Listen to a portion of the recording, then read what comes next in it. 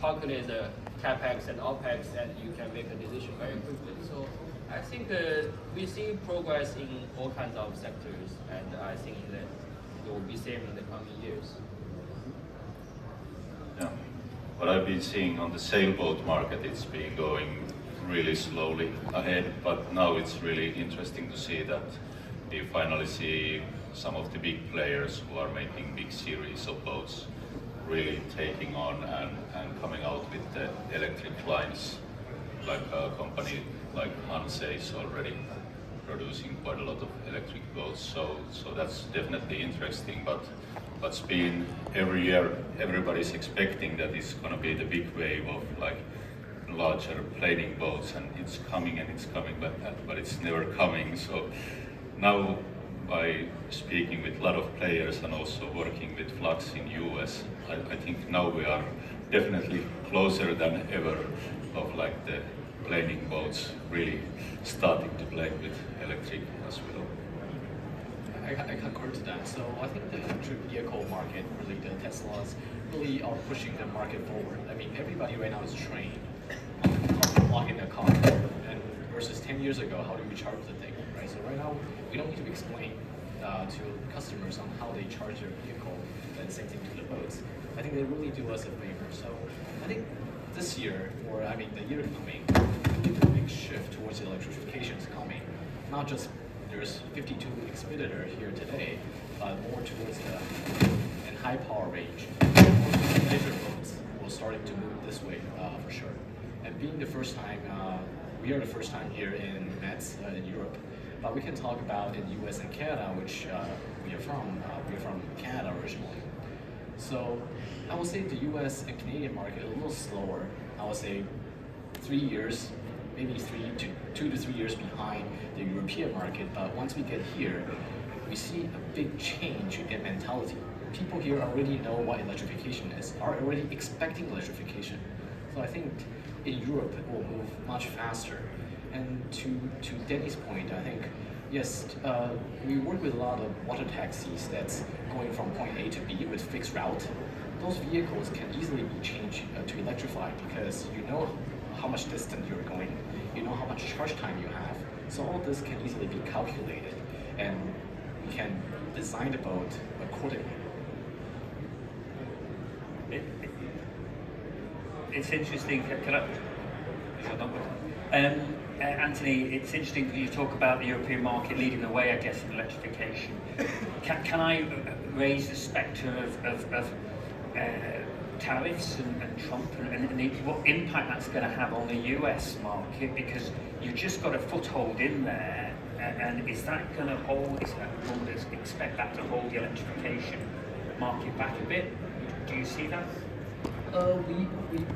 We haven't seen that yet, but I think in general the U.S. market are more gas focused. We were in Flips, Lauderdale about a month ago. We can see people are more keen towards gas engines. We had the saying in U.S. smiles per miles, right?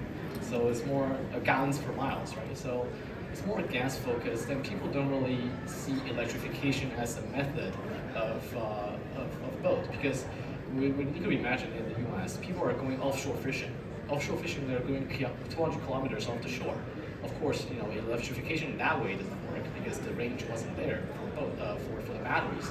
But if you look at regions like lake and other rivers, I think the battery is enough to sustain the distance. Coming back to Trump, I think it will have impact, definitely, but we will see what the policies will come. But definitely there will be a shift in supply chain towards more, I would say, US or European-based supply chain. Yeah, I think you're right. I think that it's the legislation on the lakes that maybe will be the foothold that you need in the States really for it to start to take off. And then I guess on pontoon boats and things, you start to see the benefits of the less noise and all those sort of things that maybe that is a... What I've seen that the tariffs may make a significant slowing on the electrification in US, because already most of the batteries are coming from China and they are paying at the moment 25%, and the new president has been promising 100%. If it's only a 50%, it's going to make a significant impact on the I agree, and from my perspective, electrification is making some good progress in the segments that are easy to electrify. And unfortunately, these segments are so far fairly small. You've mentioned a couple of those. And the majority of segments, Janne mentioned fast planing boats, electrification is making no measurable impact at all so far. So the question for me is, what will it take that electrification can capture larger market shares, can create a lot larger players in electric yachting than we see now? What does it take for this to happen? What does it take in terms of higher energy densities of batteries, lower system cost, so that electric systems are more competitive compared to gasoline outboards or inboards, diesel inboards? For now, maybe. So in my opinion, to have a little bit of a different standpoint now, it's that the market is not really picking up. So, and for us, like 20 years in that market, we see that, and every year we say, okay, now is the time that it picks up. But like I said, what I see is at least a strategic decision, and what I see is a professionalization of, let's say, the industry, the products, in small but also in the big areas. And I think this is exactly what is necessary. So, like I said, not the pure sheer volume of players, but how we use that technology. And you can see that when you walk around. So in the last years, it was like known technology where we adapted the electrification technology, but more and more now you see from ground up developed motors. And this, I think, makes the difference, because now you can make use of electrification. And no doubt, all what you mentioned, tariffs, incentives, and so on, that all will hugely influence the numbers. But in the end, I believe that it's, let's say, the customer we need to convince with our product and with the advantages of electrification that this is a better product. So that in the long run, we really have the numbers, not just because we give incentives out, so because they are convinced that it's a better product. And this is what I can see. But it's not like that we have a market that is now really picking up and we see a huge increase of the numbers. It's still not the case, in my opinion. So we, and as we sit here maybe, and also here in that area, we kind of live in a bubble. And yes, we have the feeling, okay, it's not 30, it's now 50 companies doing electrification, but it's not yet shown in a real significant number and adoption rate. This is now what we have to do by really utilizing our advantages, in my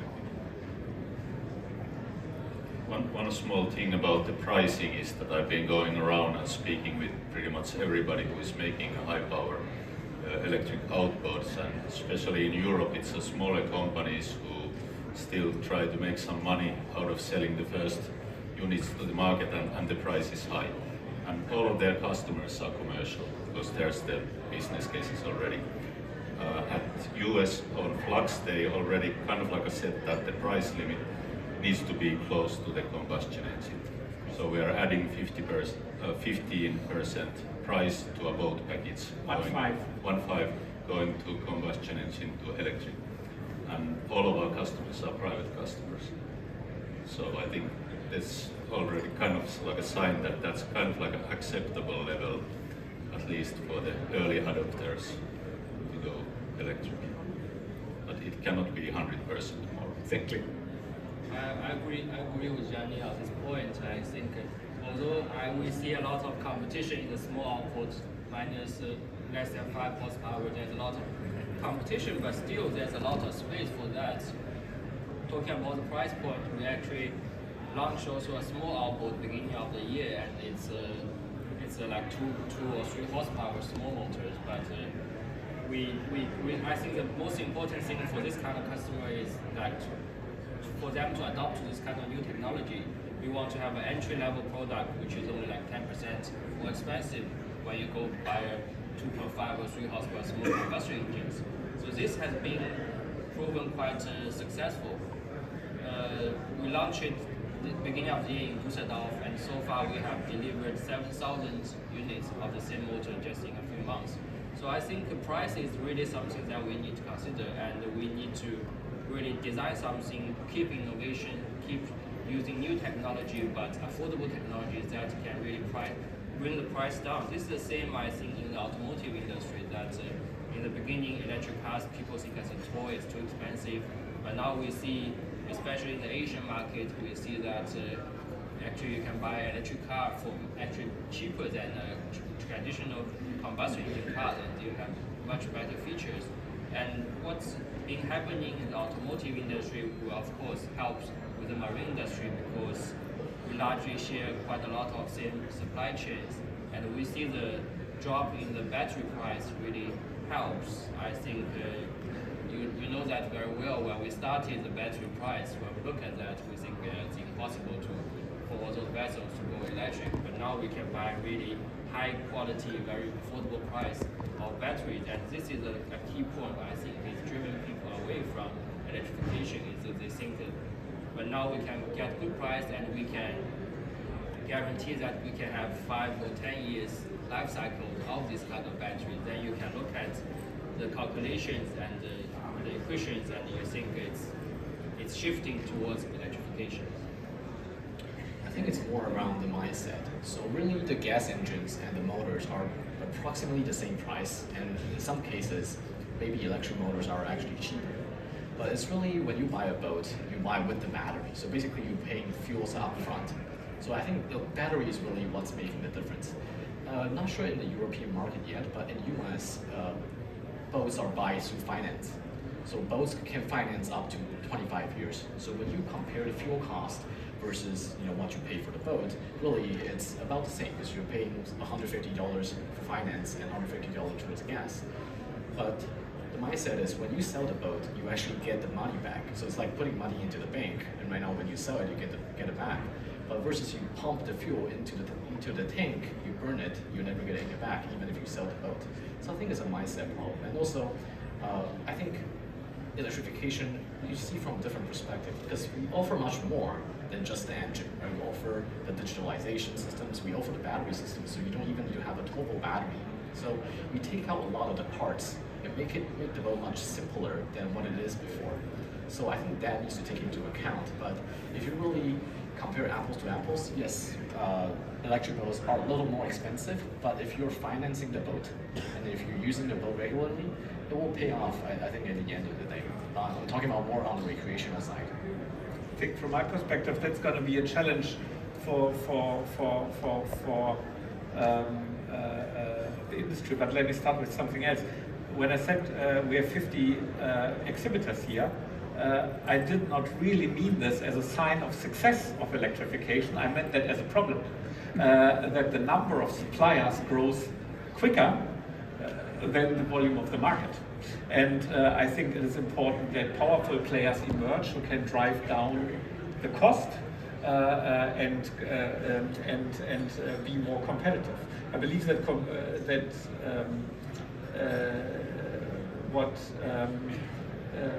what you're saying is, Janne, for instance, that there is a certain distance in price from the combustion engine alternative, and if the electric players exceed that distance and it's just a lot more expensive, it drives customers away.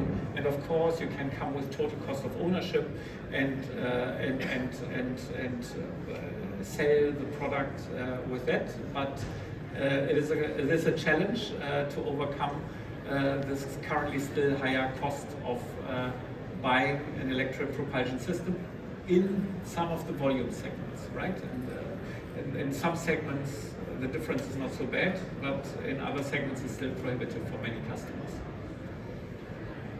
But your first observation, so the sheer amount of players, isn't that a normal observation in such a development? So we will see a lot of players coming up, and then we have consolidation, yes, which already started, and I think that's kind of what we all expect and what is also the right way. Regarding the price sensitivity, especially for the, let's say, higher power and more complex systems, honestly speaking, for me, it's not price. The higher price is not like the number one topic. It's not, let's say, our customers' number one complaint about the price. They say, I understand everything else, and it's just the price that hinders me to do that. It's different things. Because the price sensitivity in the marine market traditionally is not as high as in other markets, what I believe.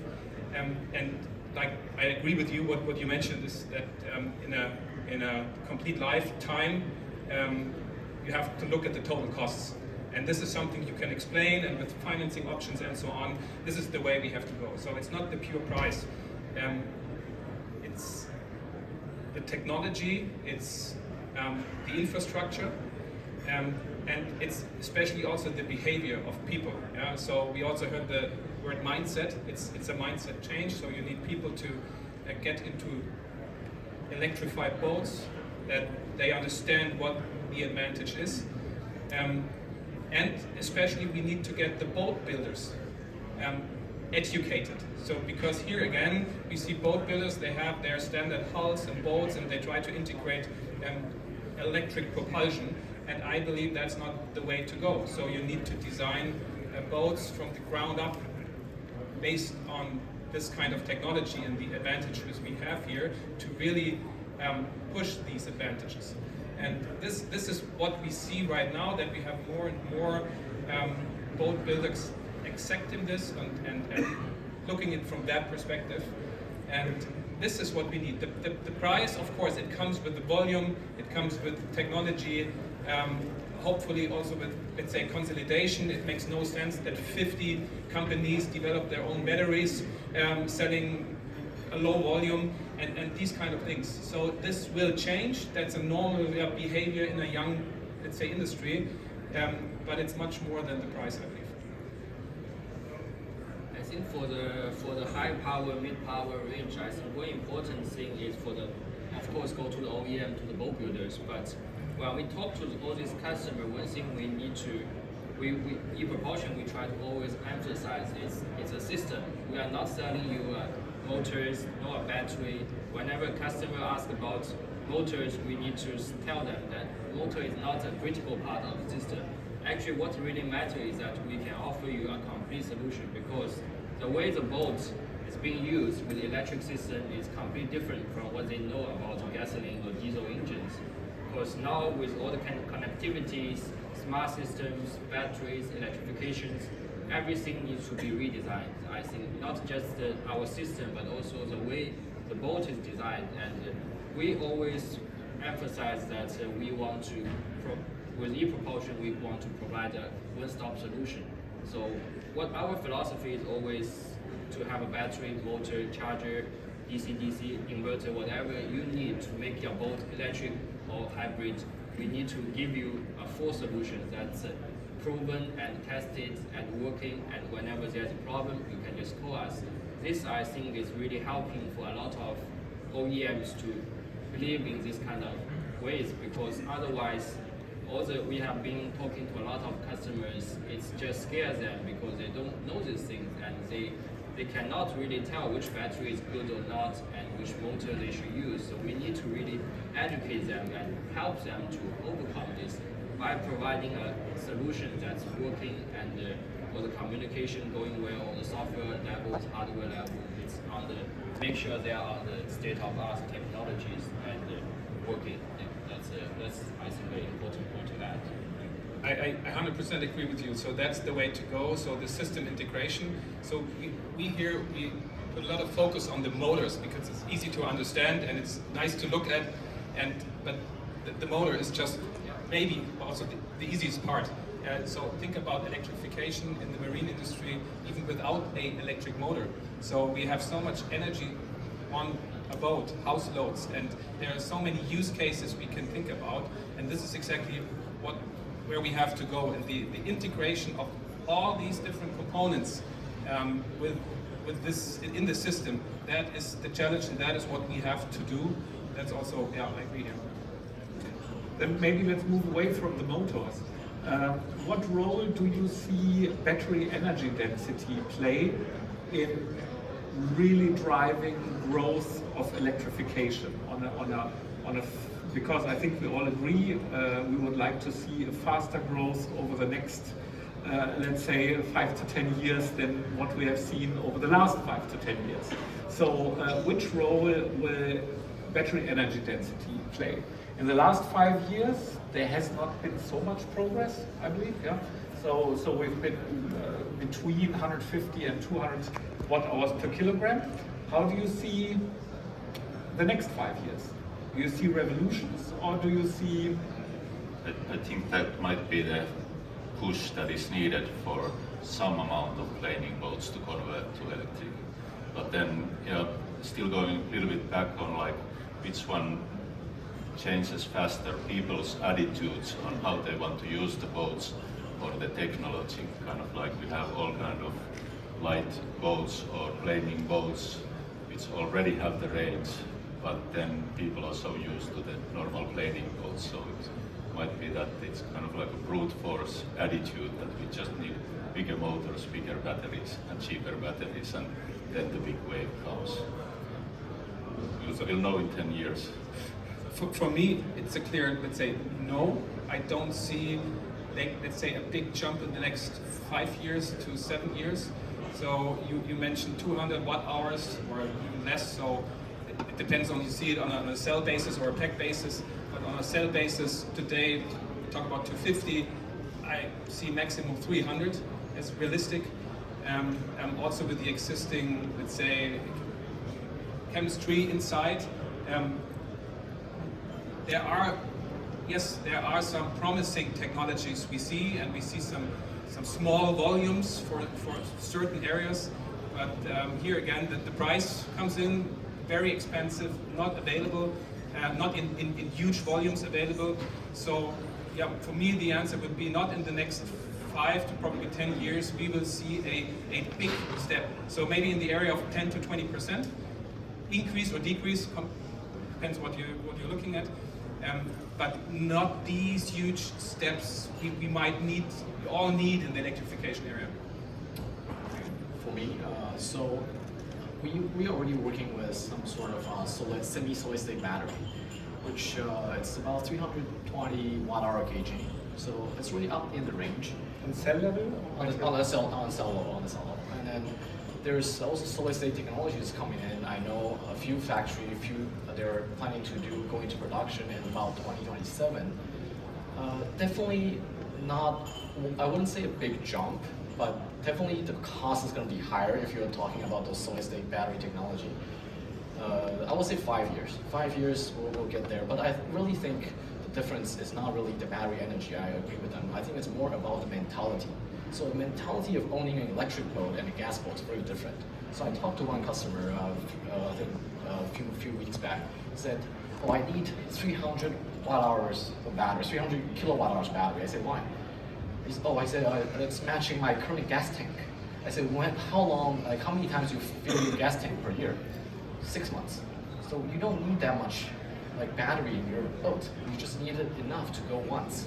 Right? So I think the mentality is different because every time you go back to port, you plug in, you are charged.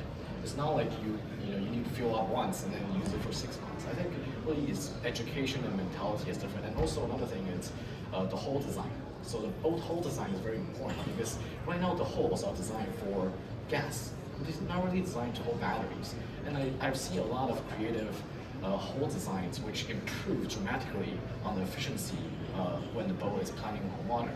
So once one hull design basically decreased 30% of the usage of the battery. So I think hull design that needs to be also shifted, and that will probably take more than 5 years.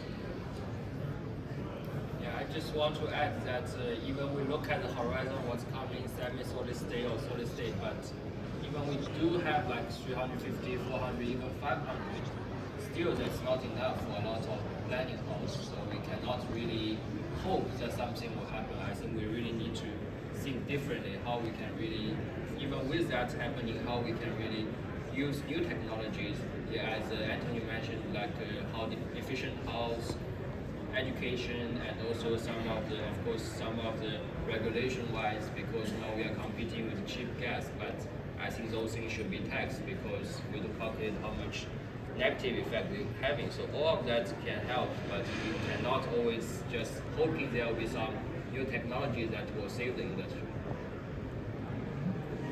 Interesting. Okay, guys, I think we've run out of time. One question. Time for one or two small questions. Any questions from the audience? Anybody? Got one, two? Thank you. Hi, my name is Gordon. I'm working for the global charge point operator Aqua Superpower. I'm curious what you think about the need for public charging to have the big shift in the electric boating industry. Public charging? Need? Yes, of course. So the infrastructure plays a huge role. The good thing is that in a lot of places we do have shore power, at least let's say slow charging, which in a lot of use cases, I agree here, going out and coming in the evening, you put it to the shore power, that's enough. But for sure, for a lot of applications, we need that. We need the infrastructure. We need to make sure that's the basis. Without the infrastructure, there will be no really pick up in volume in certain areas. So that is something we all together have to push. Yeah, we're talking about the mentality, and maybe you don't need to charge every day on a public charger, but the mentality that if you can't have the ability to charge, you won't buy an electric boat. You will feel that you can go out from your own marina, 10 nautical miles, and then you go home again. But the fast charger is a range extender on the hotspots. So, yes, the mentality to evolve the electric boating industry. But I want to give that back in the audience. So who is driving an electric car? Hands up. So okay, quite a few. So how long does it took you to change your mentality in charging? Month? How many weeks? How difficult was it to change in mentality? 1 month, I hear. So you have to do it. You have to use it.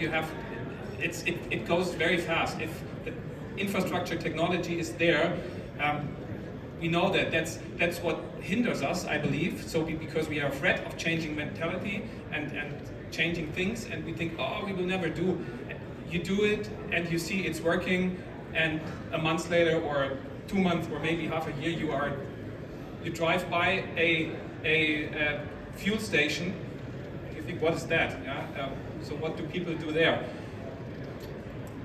I've witnessed some discussions where, for the recreational use, the difference to the road mobility is that most berths have electricity. So the most convenient way is if I go out with my boat, I come back to my berth, not someplace else, and I plug it in. It's more convenient than if I first drive to a supercharger and then go away half an hour later.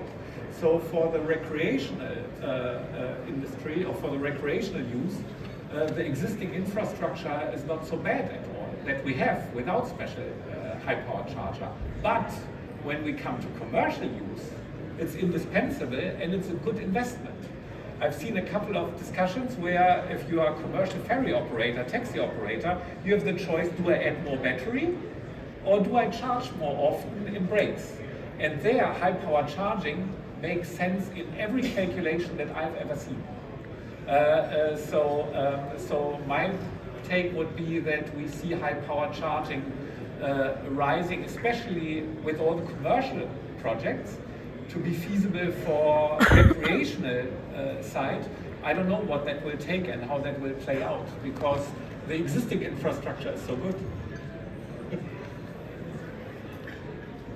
Okay, guys, I think we've got George. One more quick question? It was actually the same question. Okay, thanks. Well, thank you, guys. We've run out of time. It's obviously a debate that's going to garner a lot more interest going forward. But it'll be interesting to see how many electric outboard people are here next year. But you know. Okay, good. Thank you guys for joining us, and thank you, audience.